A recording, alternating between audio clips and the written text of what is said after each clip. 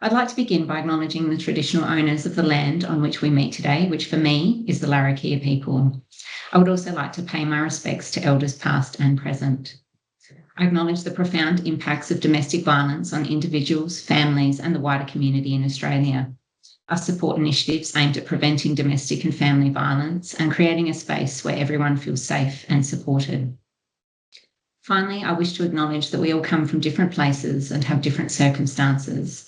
I respect and welcome our collective differences, and I strive to create a space where all voices are heard and valued, and where everyone feels comfortable in engaging and participating. And I hope you'll join me with that. I would like to ask you to turn off your microphones before we get started with today's session, just to avoid any distractions. But I would ask that you turn your videos on if you possibly can. I know some of you might be eating breakfast, as the session implies, so we're also happy to see you eat breakfast, but if you can turn on your video, that would be great to see people's faces. Today's session will be recorded and made available on the Animico YouTube channel in the upcoming days for those who would like to listen or to share with your friends and colleagues. You can also check out our other speakers from previous events as well. The BioGlow light projection show is on this week on Saturday night at the Darwin Waterfront from 7 p.m. Projections will run every 15 minutes, and there'll also be live music and a sausage sizzle if that draws you there. We'd love to see as many of you that are based in Darwin there as possible. It is the first time we understand that it has been projected onto the Adina Vibe, so it will be something new and different. The Caring for Country music competition is currently open until October. We're keen to get as many submissions as possible in from Western Australia, Queensland and the Northern Territory across the categories of school, solo, group and our new dance category. If you know someone who might be interested, please encourage them to take a look. There are prizes to be won. There won't be any breakfast or lunch with leaders events scheduled in September due to school holidays across the 3 jurisdictions, and we're taking a short break. We will be back in October with a session on courageous conversations though. And finally, if you would like to be added to the email distribution list for future events, please reach out to me directly, or you can contact nabs@af.gov.au to be added to our distribution list. Now, it's my pleasure now to introduce Christina Matthews to you. Now, you will have all seen her bio that's been sent around and is also available on the Animico website, so I'm not going to go through all of it, but I just thought I'd pick out a few key points. So Christina Matthews was Chief Executive Officer of Western Australia Cricket from 2012 to 2024 and a former Australian Test and One-Day cricketer. Christina is a well-respected voice within the Australian business community with strong leadership qualities and over 36 years' experience in various management, coaching and development roles within cricket, hockey and Australian rules football.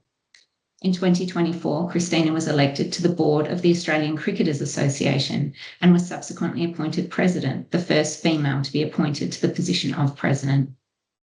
Christina's focus is not solely on cricket, also sitting on boards of Tourism WA, CEO for Gender Equity, Youth Focus, Leadership WA, and is chair of Peak, a trampoline, acrobatics and tumbling group for elite and recreational athletes.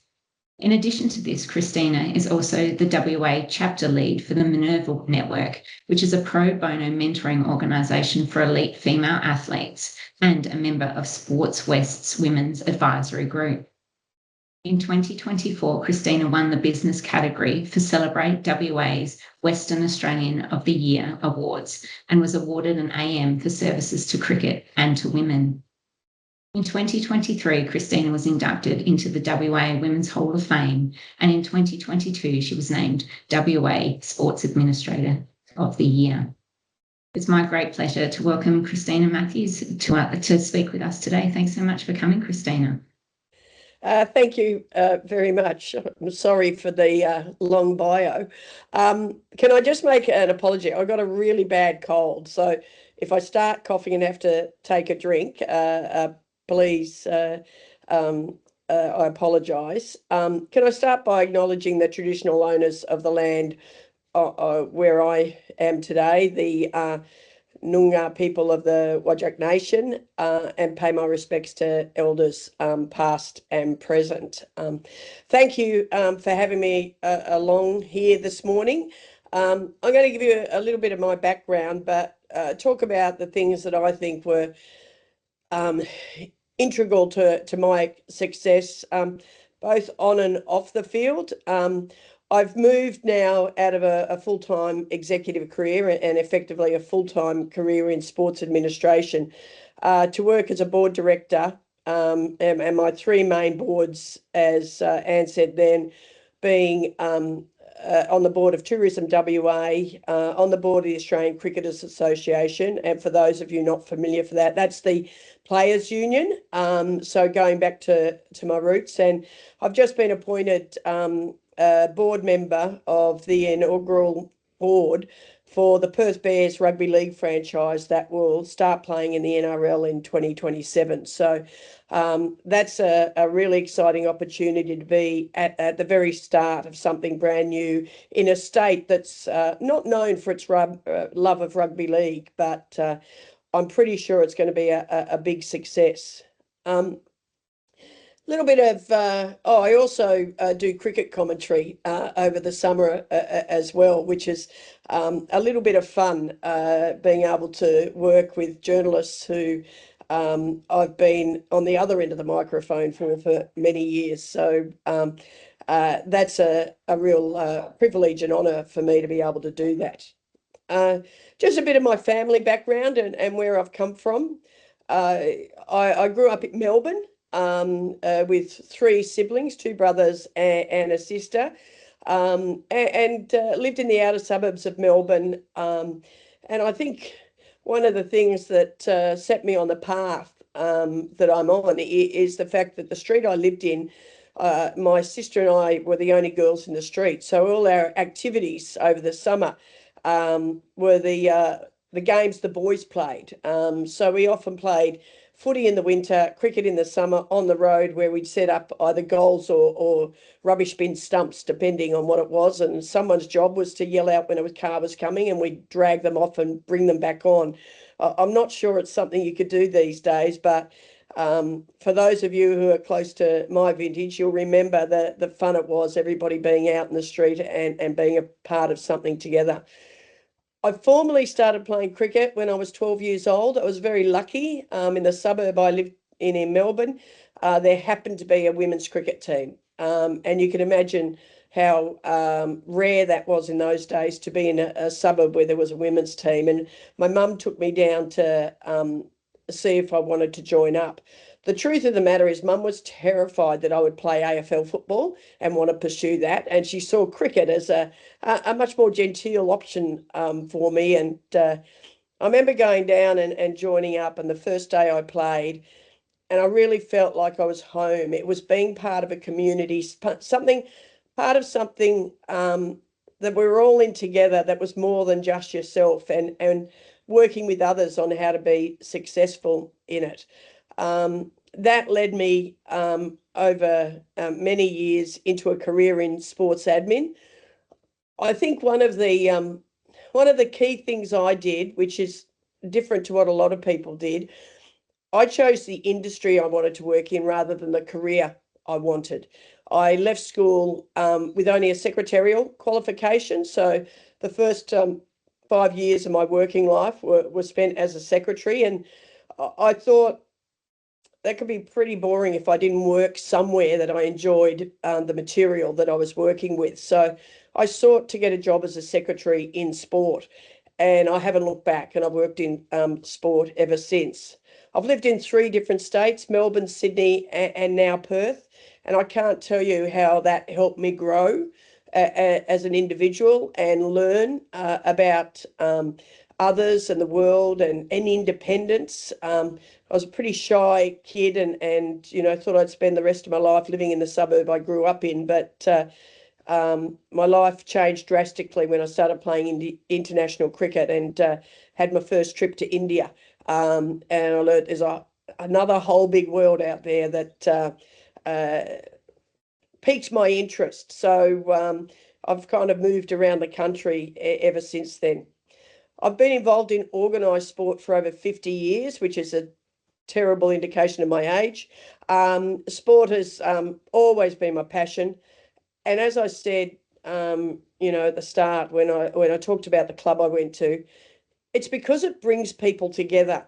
And that's always been a driver for me in everything I do. Wherever I am, I want people to be included, have fun, and all be part of what we're trying to do. I began my cricket experience as a participant, but I also became a volunteer very quickly. I was 12 when I first started playing, and at 14, I joined the committee, and that truly has led me to be a professional sports administrator. And I've been very fortunate to experience a lot of success on the field as a cricketer and off the field as an administrator. No surprise here that the playing of sport and my on-field cricket career shaped how I am as a leader. I was very lucky. I've been involved in many club premierships, national title winning teams. And during the 11 years I played for Australia, we only lost 2 series. So I've been surrounded by success, and it gives you an incredible drive to keep that happening. The success, as I said, drove a desire for me to continually achieve and for continual improvement, and taught me the importance of 3 things: individuals around you understanding their role, the essential nature of fostering collaboration across individuals and groups, and everyone understanding where the team is heading. Sport also taught me about the concept of achieving a common goal, coping with change, as well as creating environments where everybody feels welcome and safe, and the role leadership plays in that. Leadership comes in all forms and not just with a title. And I learned that very early on. Any role you have in a team, whether it's in a team at work or a team on a sports field, you can be a leader in that team without being the captain, the manager, or whatever titles they have in that arena. These are all things I took with me in my off-field leadership career. My time in WA cricket can be broken down into 3 key areas of organisational change: cultural change and the development of a leader's mindset, the moving of cricket from the WACA Ground to Optus Stadium, and the redevelopment of the WACA Ground. Those last 2 are really important because they're big strategic changes for a business that take a lot of courage to see through. I'll talk firstly about cultural change and the development of a leader's mindset. When I went to WA Cricket in early 2012, I found an organisation that had, a recent history, about 15 or 20 years of no success on the field, of struggling off the field financially and in building a sustainable business, a lack of engagement with government, and disengagement with Cricket Australia, who's the governing body of cricket in this country. I had a sense from staff that things happened to them rather than them being capable of driving change or achieving success.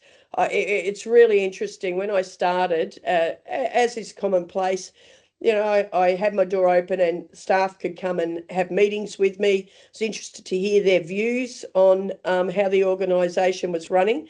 And I often heard a phrase, my way of learning is to ask questions and to sort of dig into what people are doing.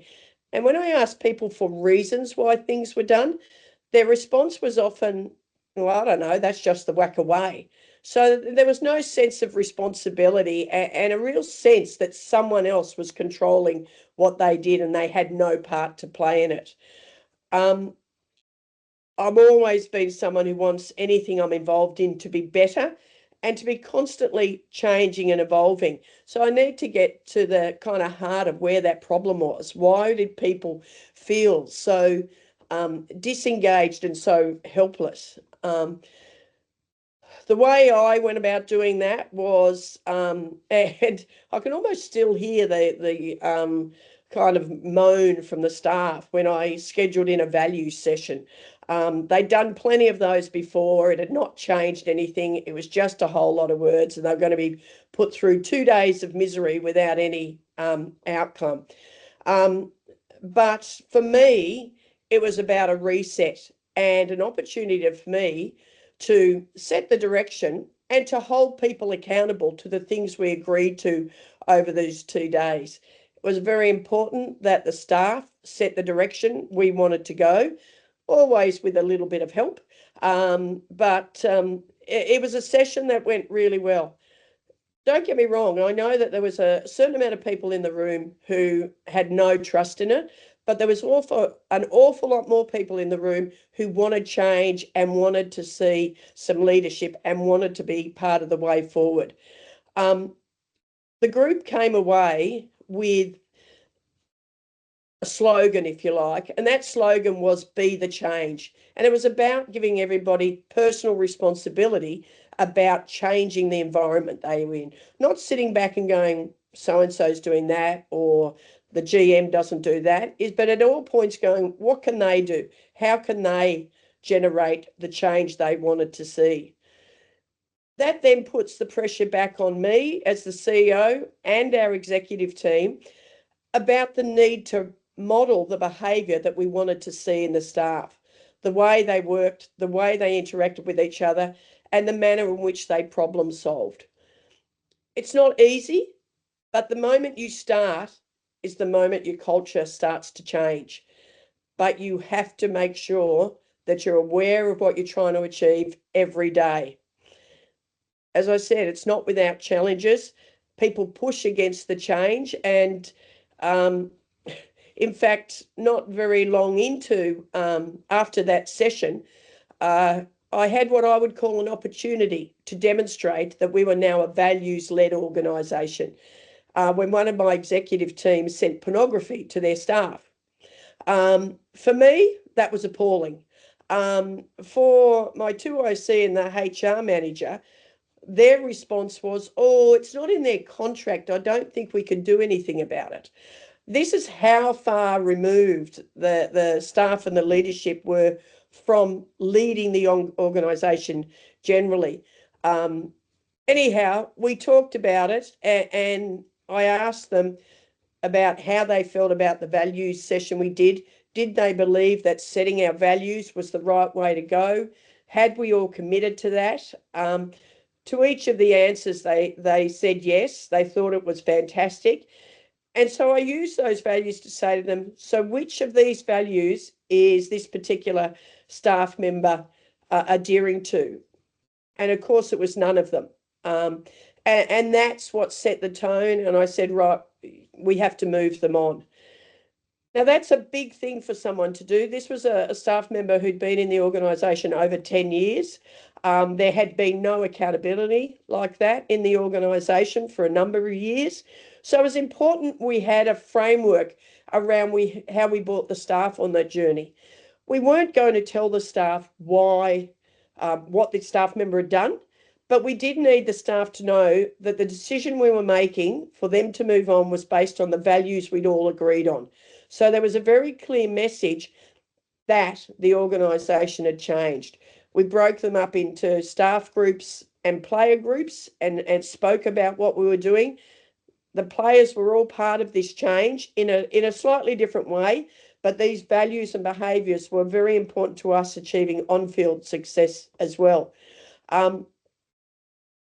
It proved to be a turning point, and everybody knew that things had changed. And one of the things that happened from there was some self-selection out of the organisation from people who knew that things had changed and they could no longer sit in their corner and pretty much do what they liked. For those who wanted to achieve, there was great joy about we're heading in a new direction. But all of these things have to be done in unison. You can't make decisions in isolation without explaining why those decisions are being made. I'll move on to, I think we're going to have some questions at the end, Anne, is that right? So I moved on to my next one, which was about Optus Stadium.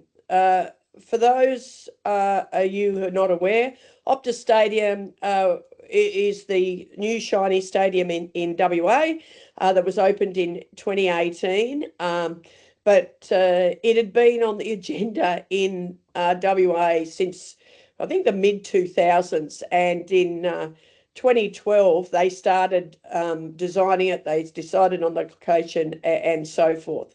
In fact, it was the first external meeting I went to was the design meeting for this stadium.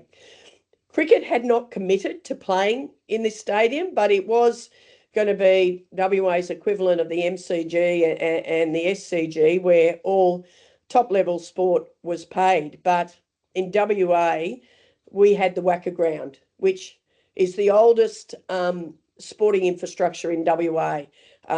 It had been given to us in 1885 and had been home of cricket ever since. So you can imagine people were reticent to move our commercial cricket, and I'm talking about men's internationals and men's Big Bash League, to the new stadium. Coming from Melbourne and Sydney, where we had multiple stadia, I saw it as a big opportunity and could not understand why people were a little bit negative towards it. People dismissed it on the basis of where it was located, on the basis that they were building it too large. It's a 60,000 seat stadium. Other than that, the biggest was, I think, early 30,000s at Subiaco Oval. The WACA was only 22,000. And HBF Park, which is a rectangular ground. I hope you can't. Can you hear my dogs in the background? That's good, because the cleaners have just arrived and they go nuts. They will settle down. Anyhow, so there was all these shouts that a 60,000 seat stadium was never going to be filled in WA. Well, here we are 8 years on, and it's filled pretty regularly. But cricket was really anti it for various reasons. And I've got to say, I was a bit naive at the start. I thought everybody would jump on this and see it as an opportunity, because in sport and in business, you need to have options in terms of your revenue generation. You need to have leverage about how you can get the best out of everything. And I saw it as something that having our own ground that we would retain, as well as Optus Stadium, put us in an ideal position in the sports market in not only WA, but Australia and world cricket. People worried within the cricket fraternity about two things. One, we had our own ground, so we didn't pay a hire fee. So they worried about us being financially unable to meet the financial obligation of that stadium. Only ever having a 22,000 seat ground, they didn't think there was enough cricket momentum to go to that ground. And most of all, if anyone understands cricket, at the WACA Ground, we had pitches that were naturally grown in the field, and we were moving to a ground where we built the pitches outside the ground and moved them in for the games. And that's a real change in traditional cricket. Nowadays, those artificial pitches, as they're called, are probably better than the naturally grown ones with the technology. But we're talking 13 years ago, where people were still fearful of whether the pitches would be any good. The one thing that was really important that I didn't pick up on, and when I did, I quickly changed, was that we'd had a 50-year, almost 50-year history of men's test cricket being played at the WACA Ground. And the people most against moving were our past male players. And I couldn't understand why, because the WACA Ground, as I said, was over 100 years old, and it was in a poor state for both the players and the fans. Old change rooms, old spectator facilities, a lot of things that broke down regularly once we got a lot of people in. But the thing that the past players worried about more than anything, I eventually figured out, was that was where their reputation was built. That was where they made their name. And they were worried by moving to a new stadium that they would be forgotten. And so I immediately moved into a framework where we got those past players involved in the discussions, particularly around the players' facilities, the pitches, the dressing room, so forth, so they could get a sense of how it was happening. And we started on a project of recognising those past players at both the WACA Ground and at the new ground. The other thing was, we have a member base, around about 15,000 members. A number of them are at an older demographic. And as we know, for any of you who have elderly parents, older people don't like change. A lot of younger people don't like change as well, but older people like consistency. They like to know where they're going. And we realised again that our older members wouldn't be able to cope with going to a brand new venue that they'd never been before, trying to find their seat, trying to find the people they'd always sat with at the cricket. So we changed our membership options so they could just be a member of the WACA Ground, because most of these people are the people who come to the domestic cricket, Sheffield Shield, one-day domestic, and more the women's Big Bash League. And it meant they could continue their connection with cricket and watch the new ground on the TV. So there were these things that as we went along, we understood, and it kind of taught me the importance of don't just look at what's good, but look at why people would be reticent, not just complaining about why are they being so anti. This is obviously good. For them, it's not obvious. It was really important for us as a cricket organisation because we needed better facilities for the players and better facilities for the fans. We needed to grow our fan base. We had an opportunity to go from a 22,000 crowd in the Ashes every day to a 55,000 crowd at the new stadium. And already with the Ashes coming this year, day 1 is sold out. Days 2 and 3 will also sell out. And that consequently drives more revenue and gives us a chance to put more money into grassroots cricket. It's taken us much longer to get to the sellout stage than we expected, because the last time England and India toured was COVID and we didn't have any games, but it's coming to fruition now, and everybody's talking about how fantastic the Ashes is going to be at the new stadium. As I said, we've sold out the Ashes. We've never had an international crowd that was lower than what we would have had at the WACA Ground. And the men's Big Bash has the highest average crowd in the competition. Funnily enough, the Women's Big Bash League team also has the highest average crowd at the WACA Ground in the competition. And as I said, days 1, 2 and 3 of this year's Ashes will sell out. But the message out of that is about when you've got opposition to change, put yourself in that person's shoes and try and understand where the change is coming from. We know the people who will disagree with all change, and you really can't change their people. But when you've got people who really are kicking up, take the time to understand where that's coming from, because it's genuinely an easy fix. The third area that I was, really honoured to work on was having moved international cricket and men's Big Bash to Optus Stadium.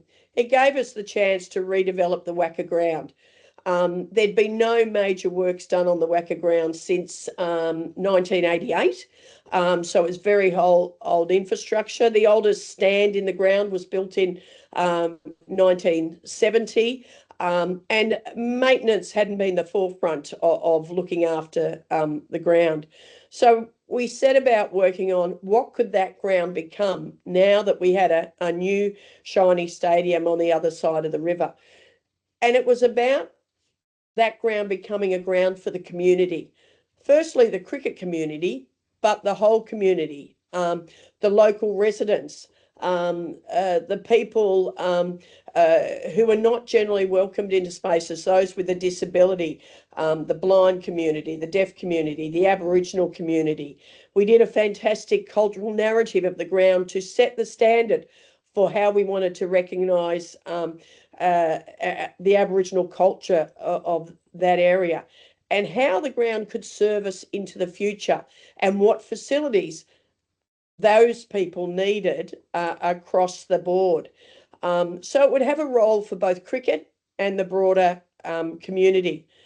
The one thing that we did, which proved to be a little bit of genius, is we knew we wouldn't get any money from the government if it was just about us. So we went to the government, having carved out a piece of land in the ground, a reasonably big size, for open public space, if you like, to work with the state government and the local government on what did the community need in that space that they didn't have anywhere else. After my first meeting with the state government about that, it was only 2 weeks when they came back to me and said, could we put a swimming pool in that area? The chair and I were very quick to say, of course, as long as we don't have to pay for it or pay for its running costs. Now, the reason the state government was so keen to have a pool in that area is because we're the only state in Australia that doesn't have a city-based swimming pool. All our swimming pools are outside of the city. And so for the inner city community and for the workers, there is nowhere to do laps or take their children in the inner city area. It's grown into something bigger than Ben-Hur. It went from a swimming pool to a 50-metre pool with a 18-metre indoor pool with water slides and a kids area with their own little water slides and play areas. And it will be open, the whole thing will be open around December, and it's become the real statement piece of the ground.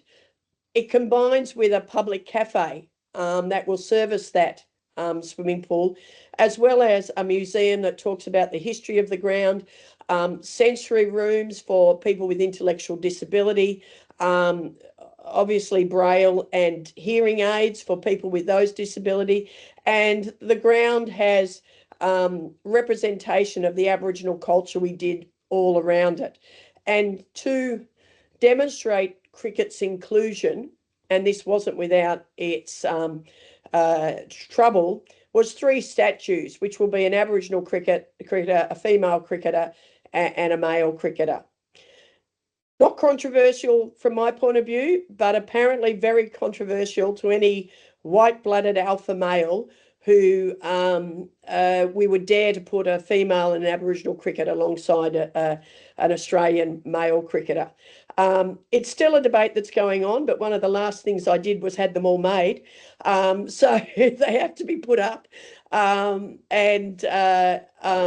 You know, it's something that's been welcomed in the wider community. It also has an openness. Most grounds of this type are surrounded by fencing, so you can't really see in. The entire northern side of the ground will be open, and with only glass doors separating, being able to see inside or not. It has an all abilities playground, as well as an indoor centre that can be used for all sorts of things. So it truly is a community facility.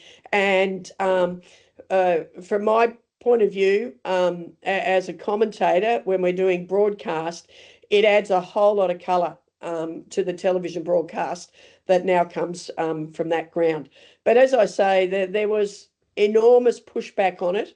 The statues was one I didn't expect. But the other one that happened was in order to reflect current thinking, you can imagine when the WACA was built, only men went to games.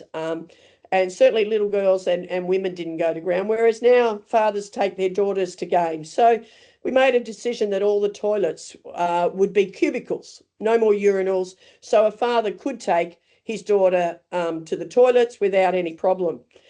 I didn't know how passionate some men were about urinals and how some of them told me it was their right as a male to stand up and pee.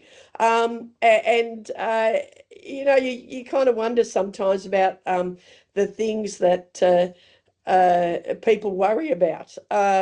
Anyhow, fortunately for me, I left before that decision was overturned, and the urinals are back in the men's public toilets. They're nowhere in the community areas or, sorry, in the corporate areas or the staff areas, but yes, men can still stand up and pee if they would like to.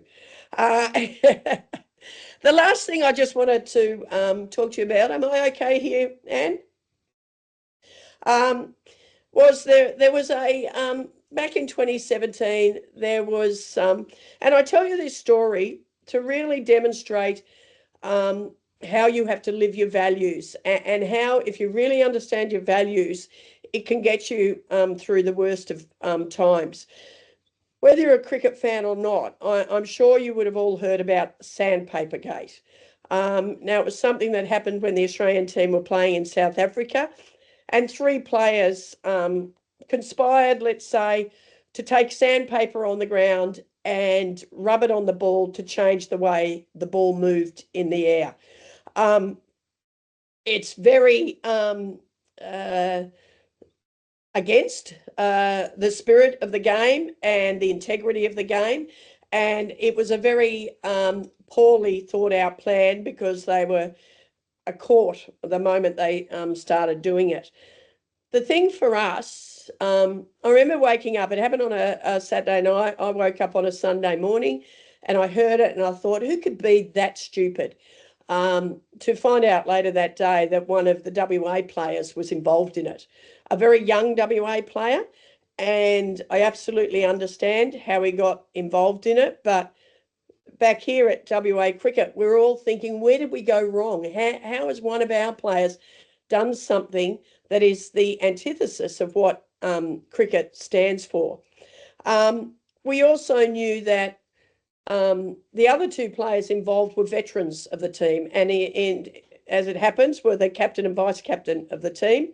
And Cameron Bancroft, who was our player, was told by them this is what he had to do. Now, as any other can, he could have said no, but he's a young player in the team. He felt he had to, and he took sandpaper onto the field. What was important for us in that was to understand why he did it, to understand what was going to happen, and to work out how we could support him. Cameron was the first player to be sent home from South Africa. We realised that of the three players, he was the least important to Cricket Australia. They had in some way to manage the captain and vice captain, and we knew he wouldn't get any support. As you can imagine, Cameron didn't want to do a press conference when he came home. He wanted to sneak back and go and put his head under the covers and never talk to anybody again. But we spoke to him about the importance of coming home, going straight from the airport to a press conference, and then getting on with his life and doing the things we were organising for him. So he agreed. So as an entity, Justin Langer, who was our coach at the time, he went and met him at the airport, and we got him back to the ground. We organised a session for him with our psychologist and our media guy to talk about what the press were going to be like. And I then sat with him at the press conference. The thing I didn't realise, because I was so focused on getting Cameron through it, was the first time one of the players was going to talk about what would happen. And it was a nationwide live press conference. In fact, beaming live into the Project interrupted their show to show this press conference live. Now, the great thing, having set up good relationships and having values and behaviour as the centre ought to do, we had a really good relationship with the media in Perth. Before the press conference started, I assured them that we would answer any question they liked, but please remember, Cameron is a human being. He realises he's done the wrong thing. He knows he has to be accountable, but treat him as you would if it was your son who had done the wrong thing. So we had a really good press conference. I found out later, clearly no one knew who I was, because there were times in the press conference when Cameron started to tear up. And so I kind of put my arm around him and thought that looked a bit creepy, and took it away. And then I put my hand on his thigh. I thought, look, that looks even more creepy. And I found out later that Lisa Wilkinson introduced me as Cameron's mother. Which I was quite mortified for.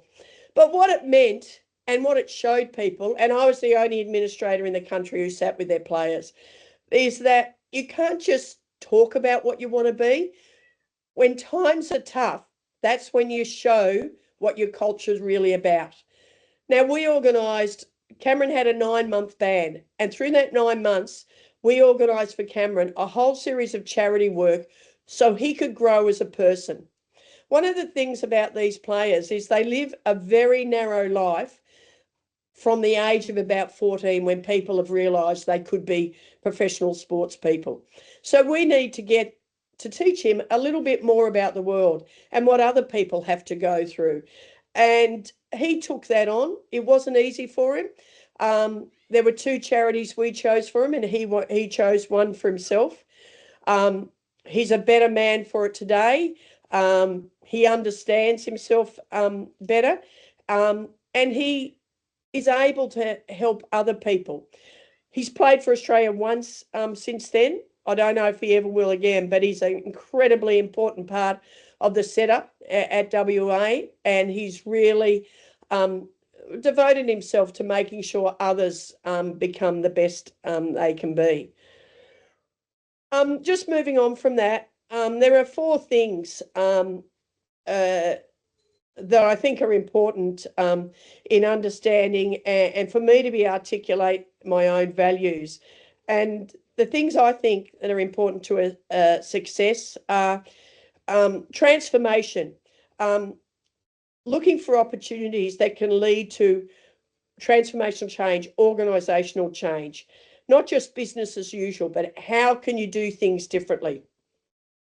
Collaboration, working across departments, both up and down, not just on your level, but making sure you get to know the people above and below the level you're at. Your own values and behaviour, knowing what you believe in and learning how to articulate it to others. I couldn't have spoken like this, when I was a young player, but I now look back and know that I demonstrated these behaviours. I just didn't understand how to articulate it. And I think most importantly is courage, facing up to the opposition to change, not being scared of doing something different, not being scared of going to someone with an idea. It's also important, people often in business and I think too much in sport, the P&L drives them. You obviously need a financially stable business, but I've always had the view that people drive success. And so it's important to really understand your values and behaviour, the culture you want to get the best out of people, to get people who represent those values, not necessarily the people who are the best at that time, at that particular skill, but those who you can bring along in the journey, who will then have both good people skills and good technical skills. When people ask me about the success we've had and I tell them it's people-based, they almost laugh because it takes personal energy to do that. If you just rely on your P&L and the mechanics of what you do, you can kind of pretend you have no role in that. It's just what it's happened. If you follow football at the end of the season, you hear people talking about the Eagles or Richmond or those who finished the bottom. And there's a lack of responsibility for how they got there. They're all talking about how they get out of it, but they're not acknowledging how they got it. And they generally got there because they didn't look after the people side of their team. Just to demonstrate how I know it works, in 10 years, this is what we achieved at WA Cricket. We had 16 winning titles in 10 years, which included 3 men's Sheffield Shield and 3 men's domestic competition, which had never been done before, and 2 women's titles. And WA had only won 1 women's title in 80 years prior to that. WA holds the record now for the most male one-day championships wins of any state. The Perth Scorchers are the most successful club in the Big Bash, male and female. Perth Scorcher men and women have the highest average attendances of any club in the Big Bash. We have the most male Australian players across the 3 formats of cricket. We grew our revenue from 24 million to 43 million over that 10 or 12-year period. As I said, we transferred our commercial men's matches to Optus Stadium, which gave us a minimum $2 million a year extra in revenue. Raised the most money ever from government for a single sporting infrastructure project, 170 million for the WACA Ground improvement project, and people are still gobsmacked. And we started a foundation to protect the programs we had for Aboriginal people, people with a disability, and disadvantaged teenage girls, raising $4 million over 5 years to ensure those programs were protected from any downturn in our P&L. I'll just finish with the principles I live by. First one is be curious, continue to learn. And I don't necessarily mean academic learning, but be curious about how people get things done. Newspaper articles, watching successful people. Always be the best you can be at whatever you're doing. Build relationships, networking. It's always important to build relationships with people before you ever need anything from them. Be courageous.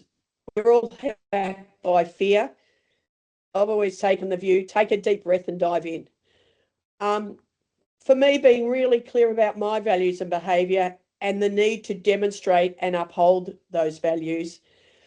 And above everything else, enjoy what you do and have fun doing what you do. If you're not enjoying what you're doing, find something else to do. But thanks very much for listening to me today. Fabulous. Thank you so much, Christina. I really appreciate it. Lots and lots of really amazing messages in there.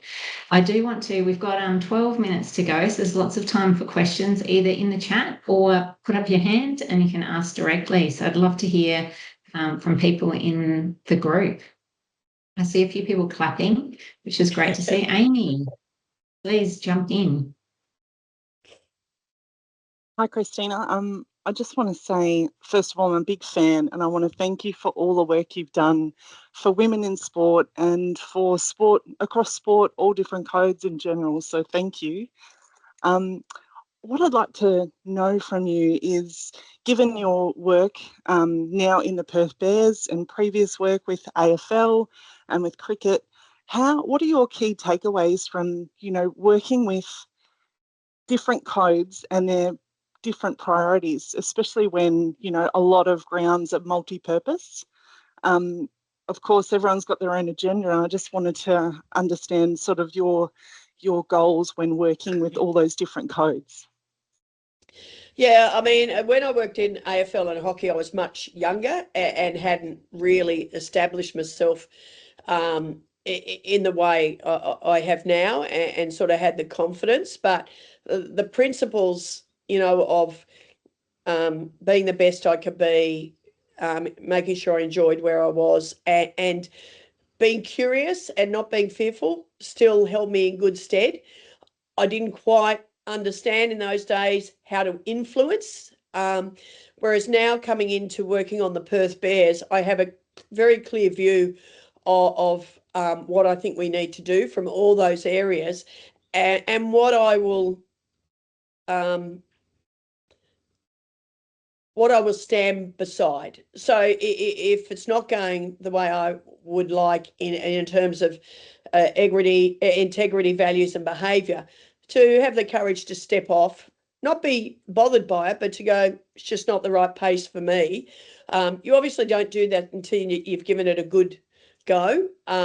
Rugby league traditionally is in Sydney, it's often called the thugs game, and there's a lot of less than desirable issues that come up. We have an opportunity in WA with the culture of WA and the way our sport has operated to present rugby league in a different light, and to we've already talked about the importance of the quality of character of player we get here, and we're not going to, no matter how they good, recruit bad characters. So I think that's really important. Thank you. Awesome. Thank you, Christina. I'm going to jump in and ask a question while we wait for someone else to come in. You talked a lot about role modelling, the behaviours you want to see in the people that you're working with, and you also talked a bit about opposition and getting to know people or what their issues are. What happened? How did you approach it when you just couldn't overcome those people? So there's always going to be a few, and they can be quite frustrating at times, or it can be frustrating to overcome that opposition. How did you go about that as an individual? Yeah, I think it's important to understand there are some people you will never change, and not everything goes absolutely smoothly, but you usually get, long before you head into a big change, you get an idea of who those people are, and you kind of have to work around them. If they are in a position of authority above you and constantly putting roadblocks in your way, I think there's some decision making has to come about whether that's the right place for you or not. Generally, those sort of people are in the minority, but you do rely on other people around them to have the strength to hold them back. There was my time at WA Cricket, I've been there for 12 years. It was time for me to move on. I'd set myself some goals and I'd achieved those. The main one being getting the construction contract and the funding completed for the building. It wasn't important that I stayed for the build.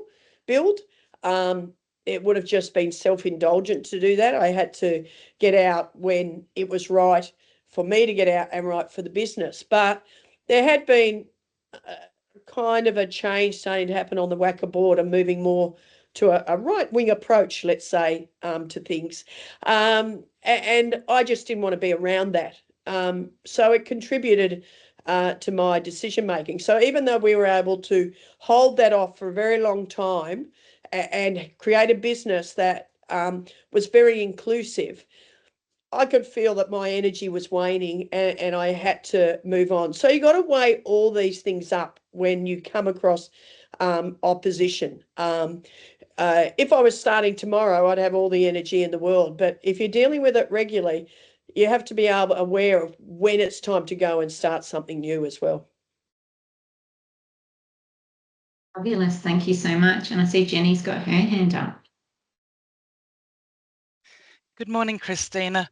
I don't actually have a question, but I just wanted to say thank you so much for talking to us today, because this year is my year of curiosity and it's got me through some pretty interesting times so far. So it's great to see it's one of your top values. And I also just wanted to say thank you so much for that story that you told about Cameron and how you as a group collectively got around him and enabled his success, because I think that's just amazing. To have support for others. In relation to Cameron, that day of his press conference, I had a call from the CEO of New South Wales Cricket, and we were in the middle of organising a press conference, and I said to him, "Oh, are you going to sit with Stephen and Davey when they come home?" And his response to me was not in a fit. Our board's already discussed this and decided for the purposes of this, they're Australian players. So they'd basically go, they're nothing to do with us. And it really hit me hard about, we treat our players sometimes as commodities, not humans. And, when I'm dealing with players or talking to people about players or in fact staff, your culture is measured by how you react to an issue, not how good everything is every day. And for those of you with children, you'll understand if your child makes a mistake, you don't kick them out of the house. You ensure that they're accountable, you ensure that they accept their punishment, and then you teach, use it as a teaching moment. But we so quickly want to push people aside and punishment and not want to be seen kind of next to them, and unless some of that fallout touches us. So thanks for that, Jenny. Thank you. Yes, thank you. Rob has his hand up as well. Thanks, Rob. Hi, Christina. Thanks for your amazing contribution to Australian sport and Australian society in general. And congratulations, the Perth Scorchers just won the T20 Top End Series. So yeah, they did. It was fantastic. Unfortunately, one of the bowlers has strained their side and he was about to go into the Australian Race Series. So downside of a win. Hopefully it's a quick recovery. Because this week, WA footballer Mitch Brown came out as bisexual off the back of the Isaac Rankin comments. I myself work in domestic violence awareness. The AFL has links to Our Watch, which is the national body for the prevention of domestic violence and protection of women and children. What can clubs and how important is it for, and interesting to note you're now joining the Bears, a rugby league team, as you say, connotations around rugby league players over many years without wanting to cast too many aspersions, but how important is it for sports people to really be role models and drive the message of respectful relationships, and in particular trying to stop homophobia and importantly domestic violence? Incredibly important. Interestingly, Rob, I could see I'll call them right wing, not to be disrespectful, but those who didn't want to see change and had always had a position of privilege, every step we took into inclusion, and you're always learning. I try now to talk about it as equity with diversity creates inclusion, rather than joining them together as if it's, you do one, you do them all. You have to be looking at two of them to create the third. So, there were things they were okay with. They had to live with equity, which is where I started. Or we can't be seen to be playing about equity and women, blah, blah, blah. But they did a good job of it to some degree. Then it was about disability and Aboriginal people and the disadvantage. And then finally, we moved into the LGBTQI space. We started by very simply putting a pride flag on the scoreboard to demonstrate a welcoming environment. In the same way, we put Wajak country on the bottom of the scoreboard so that Aboriginal people knew we were acknowledging them every day. But what really tipped things over the edge, which fascinated me, so in and around all these things, we did education with our staff and our players so they could represent and be part of it. Our players, through our foundation, all had ambassadorial roles with our disability Aboriginal programs and could then talk about it when they were out and about. It turned out that some of those things were their most favourite things to do. We always had a pride round in the Scorchers season, which drove one or two of our board members nuts. But it was when we got Danielle Laidley to be the ambassador for our pride round that we really understood the importance of the work we were doing.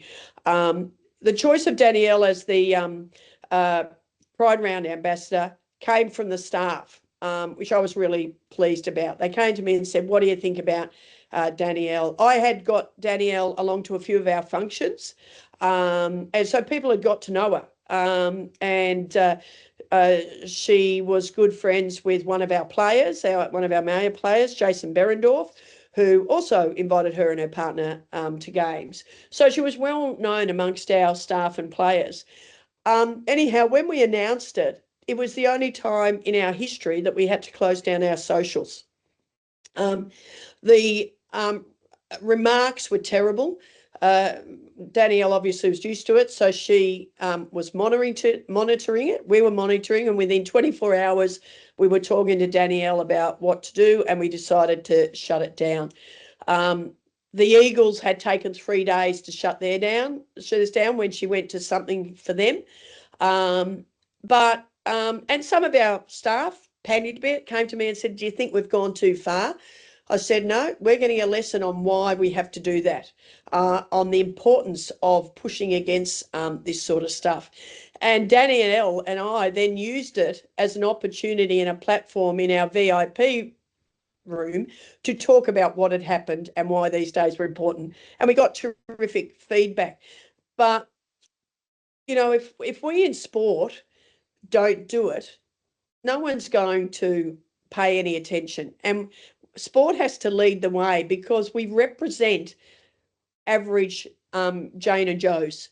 And we are at the heart of your average person in the street, and we have to bring them along on a journey of change. If you read Mitch in the thing, you know, he kept it a secret because of the inadvertent comments that happened in the dressing room. Now, I guarantee the players who are saying those things didn't mean anything by it, but it's that casual homophobia, racism, sexism. We've gone through it with Aboriginal people, still happens there, and sport needs to be the leader, and we need our CEOs and the coaches to be at the forefront of that change, and to be pulling their players into line. And it was very pleasing to hear Brad Scott. I get Chris and Brad Scott, the Essendon coach, mixed up, but it was the Essendon coach where there was apparently a homophobic comment made in a team meeting, and he stopped the meeting and talked to them about why that was not acceptable. And that's what we need to see more and more of across all of these areas. We know in society there's a pushback on the progression of diversity, whether it's women's rights or the other end of the spectrum with LGBTQI rights, and sport has a massive role to play in that. Thank you so much, Christina, and thanks, Rob, for the question. We did actually have another couple of questions in the chat, but we have run out of time. So apologies to Chantel for not getting to those questions. But a big thank you to Christina. I'm sure you will all join me in thanking Christina for her time today. And thank you to all of you for taking the time out of your day to come and listen and learn from someone else. So really appreciate the time. If you are interested, as I said, in future events, please don't hesitate to give me a call. And if you are around in Darwin this weekend, I'd love to see you down at the waterfront on Saturday night. So great to have you all, and enjoy the rest of your day. Thanks again, Christina. Thank you very much.